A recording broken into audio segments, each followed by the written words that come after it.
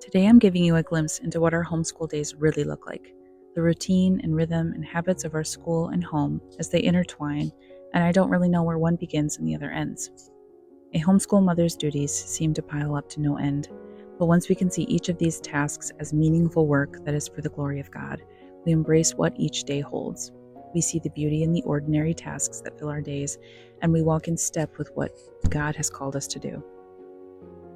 The key word for this video is usually. The things I'm sharing with you today are things that usually happen in our home and homeschool.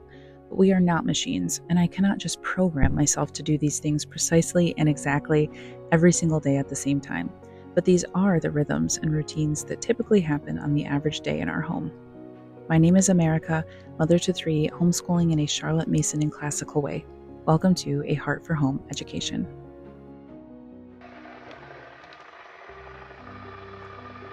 So my usual rhythm is I wake up between 5:30 and 6, depending on if I have a lot of work that I need to get done before the kids wake up. My husband and I take turns making breakfast for each other and making coffee for each other. He works from home 2 times a week, so it kind of just varies from day to day. My morning time consists of feeding myself with prayer and scripture, feeding my body, and feeding my mind with good ideas from other sources of literature. But this is just a time for me to spend time with the Lord, to remember the mission that He has set before me on each day, to remind myself that whatever comes to me each day has first passed through the hands of my loving Father, and so that whatever comes my way is His will for me that day. Then I look at what our day may hold, thinking about meals for the day, thinking about what homemaking tasks I may need to get done, and if we'll be out of the house at all for that day.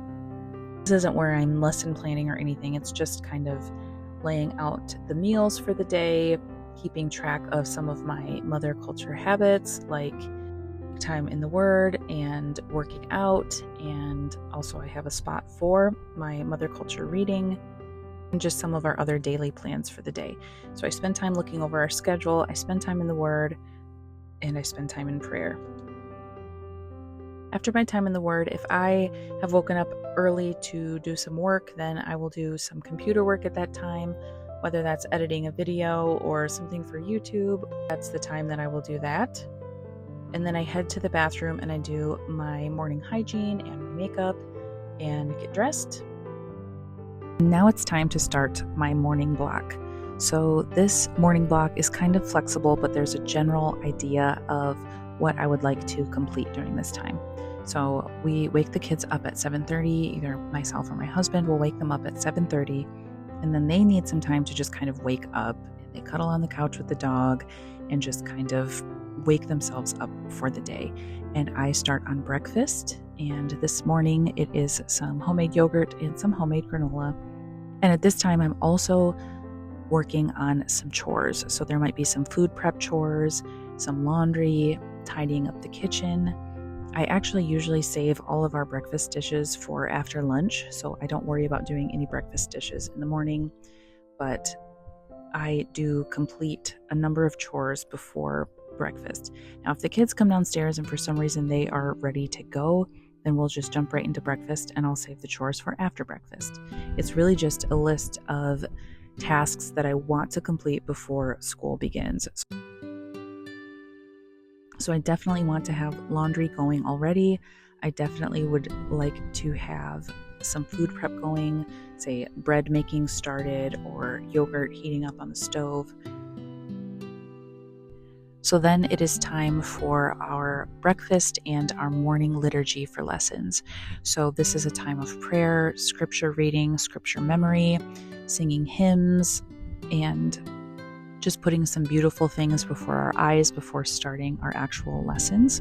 Now, I moved this up from the middle of our morning because it just felt like something that we needed to do before starting any type of lesson. So now this happens during breakfast, and it's been a nice switch and change of pace for us.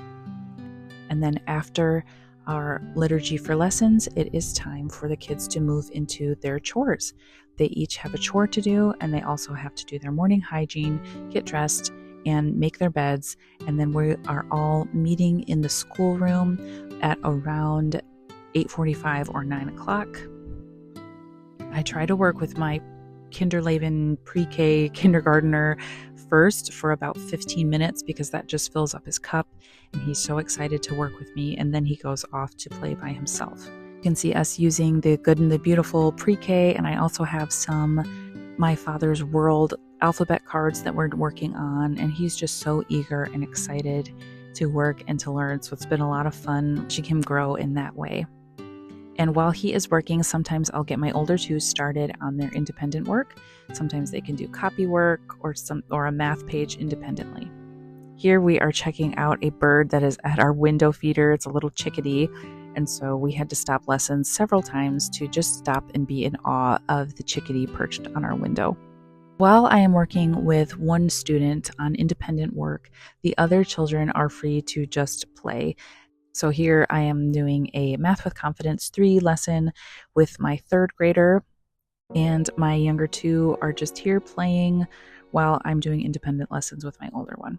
So I will rotate between my two oldest doing their math blocks and their reading blocks. And then it is time for family subjects. So I generally do a couple of read alouds, 2 to 3 read alouds, and then we will spend time notebooking or just narrating. We don't do like a painting or drawing every single day, but a lot of times we will add a painting or a notebooking entry to our notebooks after our family subjects. And usually our family subjects last from about 11 a.m. to 12 noon. The children are free after lessons, and we're usually wrapping up at about around noon, and they all just run outside. And most of the time, they just go outside, even if they haven't even eaten lunch.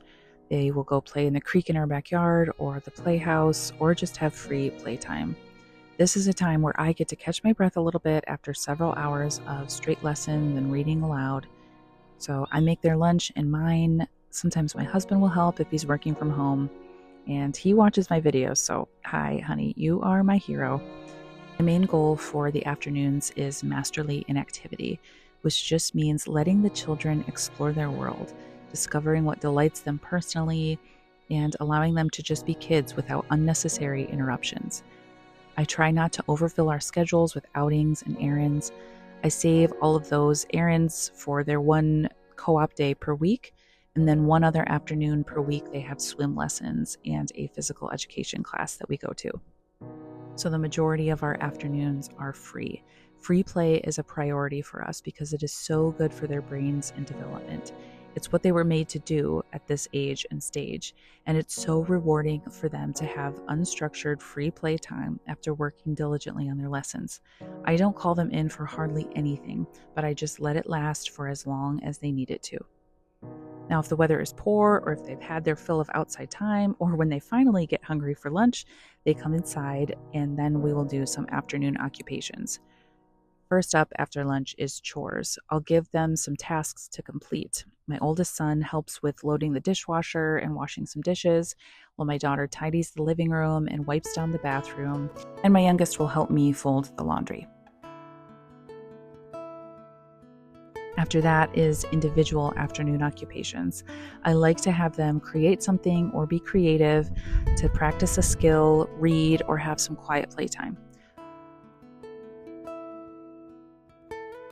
A lot of times this happens naturally just because of what we are exploring already in school. So if we are practicing knitting, then they will do knitting or needle felting, brush drawing, regular drawing, painting.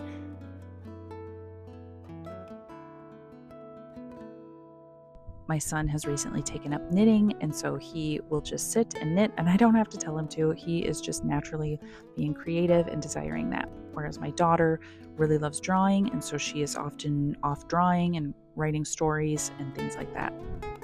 I don't have a specific set of occupations for everyone, but depending on what habits or skills each child is working on, I'll tell them kind of their agenda for the afternoon.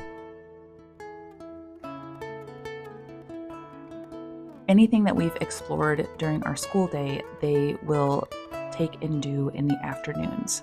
And that is the gift of a Charlotte Mason education, is that we're presenting them with these good ideas and then they have the free time to be able to explore these ideas on their own.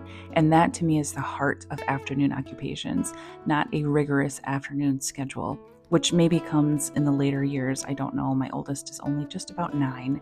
So maybe in the older years, it will be a more rigorous presentation of afternoon occupations. But for now, this has been a rhythm for our family that is a gift to us.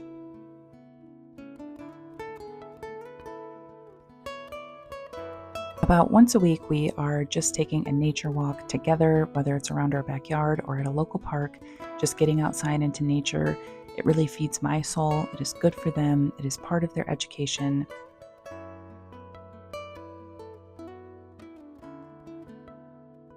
Now, the afternoons for me are times to catch up on homemaking tasks. This is when I will do things like clean the floors, clean the bathrooms, finish up the laundry, deep clean things. And then I also am trying to fit in my 30 minutes of mother culture time in the afternoons. I will do a separate video on what my mother culture time looks like, but essentially it is just nourishing my own soul for about 30 minutes. Now, that doesn't mean I need to have a completely quiet or silent house, but it just means that I'm being intentional with the things that I am reading and taking in. So even though there's not a lot of structure to our afternoons, my children's afternoons are filled with life-giving activities. They're filled with the handicrafts that they are naturally gravitating towards. They are filled with outside, unstructured free play. They are filled with instrument practice and reading aloud to me, or me reading aloud to them. So I don't have to worry about keeping a rigorous afternoon schedule because they are just naturally pursuing these things on their own. And that is the gift of a Charlotte Mason education. So that is what our days look like. That is our homeschool rhythm as a Charlotte Mason homeschooling family. I hope that you found it helpful, encouraging, inspiring, and please remember that the key word is usually. We do not do all of these things every single day, but they do usually happen. So thank you so much for watching, and I will see you in the next video.